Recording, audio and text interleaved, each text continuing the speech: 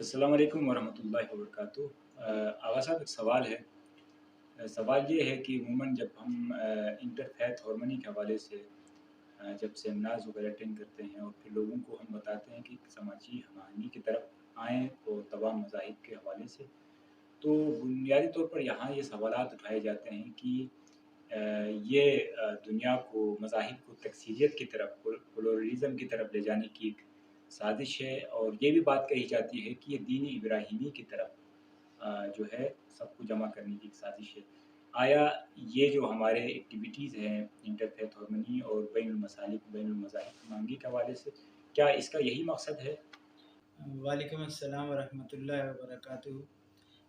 जी आग़ाए मोहतरम, आपका ये एक बहुत अहम सवाल है आज का कि बैनुल मसालिक व बैनुल मज़ाहिब हमआहंगी के ऊपर काम करते हुए ये सवाल दरपेश आता है कि ये तमाम तर सरगर्मियाँ दरअसल तकसीरियत यानी प्लुरलिज़्म की तरफ माइल कर रही हैं और दीन इब्राहिमी की तरफ या इब्राहिमिक अकॉर्ड की तरफ लेकर जाया जा रहा है, जिसके अंदर जो तारीफ़ की जाती है कि कसरत गराई ये मज़हबी या तकसीरियत मज़हबी जो है, यानी तमाम अदियान खुदा की तरफ से हैं और तमाम का हदफ व मंशा भी खुदा तक जाना है, इसलिए तमाम बरहक हैं।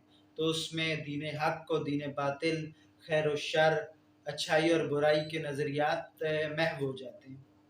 और इस तरह इंसान को एक ऐसे मुआशरे की तरफ लेके जाया जाने की कोशिश की जा रही है, जहाँ पर हक़ की शनाख्त ना हो, हक़ का कोई मयार ना हो।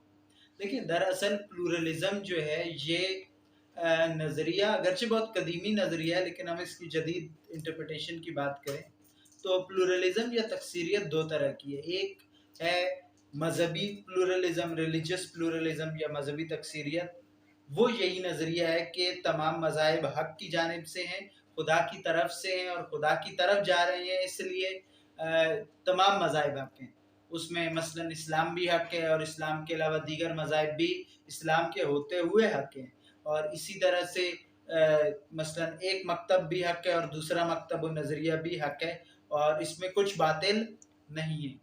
और ये चीज़ जो है, ये इस्लाम की बहुत सारी तालीमात से मुतसादिम नज़र आती है। और दूसरी प्लुरलिज़्म जो है वो सोशल प्लुरलिज़्म है, यानी समाजी तकसीरियत।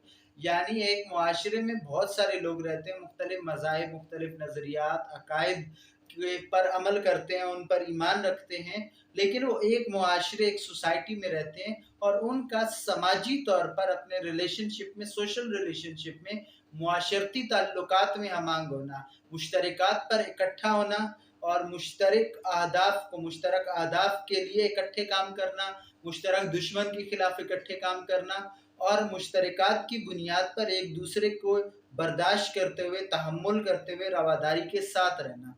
एक ये प्लुरलिज़्म है। दरअसल जो पाकिस्तान में आज के ज़माने में बैनुल मज़ाहिब और बैनुल मसालिक हमआहंगी पर बात होती है, ये इब्राहिमिक अकॉर्ड की तरफ नहीं लेके जा रही, ये मज़हबी तकसीरियत नहीं है, बल्कि ये मुआशरती और समाजी तकसीरियत है। और ये वो तकसीरियत है जिसका मंबा खुद कुरान मजीद है।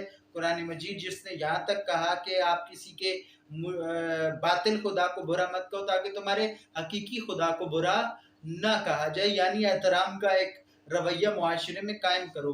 ये वो समाजी तकसीरियत है जो सुन्नत व सीरत पैगम्बर अकरम सल्लल्लाहु अलैहि वसल्लम में हमें नज़र आती है कि यहूदी भी मौजूद हैं, मसीही भी मौजूद है, हत्ता बुत परस्त भी मौजूद है मदीना के मुआशरे के अंदर, और रसूलुल्लाह उन सब के साथ रह रहे हैं।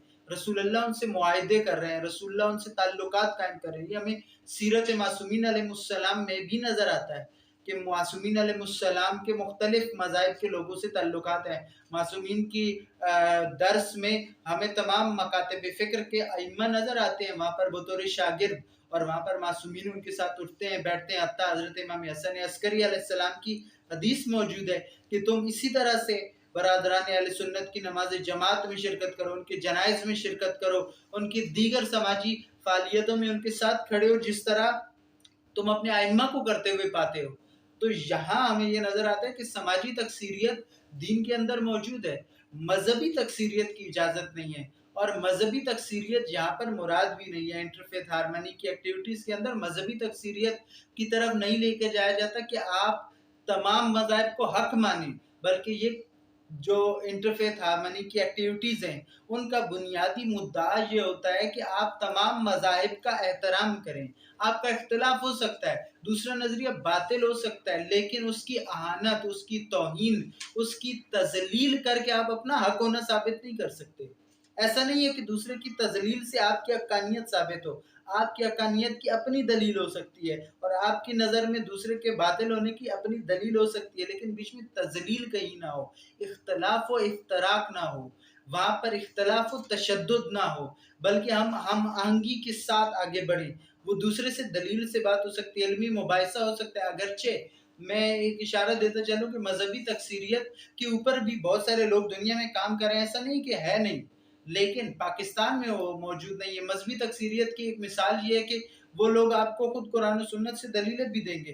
مثلا آپ ان کو دلیل دیں گے کہ مذہبی تکثیریت کی اجازت نہیں ہے، اور اس کی دلیل قرآن کی آیت ہے کہ ان الدین عند اللہ الاسلام، کہ دین اللہ کی نگاہ میں، اللہ کی بارگاہ میں صرف اسلام ہے. تو وہ فوراً آپ کو کہیں گے کہ ہم اسی آیت سے تو دلیل قائم کرتے ہیں کہ ان الدین عند اللہ الاسلام. یہاں پر آپ اسلام کو اسم کے بجائے فعل کیوں نہیں لیتے؟ آپ ناؤن کے بجائے ورب لے لیں. جیسے آپ ورب لیں گے یعنی دین اللہ کی نظر میں تسلیم ہونا ہے، تو تمام مذاہب کی تعلیم ہے. یہ مذہبی تکثیریت ہے کہ اگر آپ وہاں پر اسم کی جگہ فعل لے لیتے ہیں. اسی طرح اور بہت ساری آیات سے وہ استدلال باطل کی کوشش کرتے ہیں، لیکن قرآن بہت واضح انداز میں ائمہ علیہ السلام کی سیرت، خود پیغمبر اکرم صلی اللہ علیہ وآلہ وسلم کی سیرت و سنت اس بات کو بتلاتی ہے کہ مذہبی تکثیریت کسی صورت اسلام میں جائز نہیں ہے. لیکن انٹرفیتھ ہارمنی خود اسلام کا، خود سنت سے ثابت شدہ نظریہ ہے، جو قرآن کی معروف ترین آیت ہے کہ تعالوا الی کلمۃ سواء بیننا وبینکم، یعنی آؤ ایک نقطے پر جہاں ہم اکٹھے ہوں. یہاں اس سے مراد یہ نہیں ہے کہ مسلمانوں کو اہل کتاب میں بدل دیا جائے یا اہل کتاب کو مسلمان کر دیا جائے، بلکہ اہل کتاب رہیں، مسلمان رہیں، لیکن یہ دونوں نقطۂ مشترک پر آ جائیں تاکہ مشترک طور پر اکٹھے ہو کر ایک قوت بن کر یہ معاشرے کی ارتقاء میں اپنا کردار ادا کر سکیں. جزاک اللہ.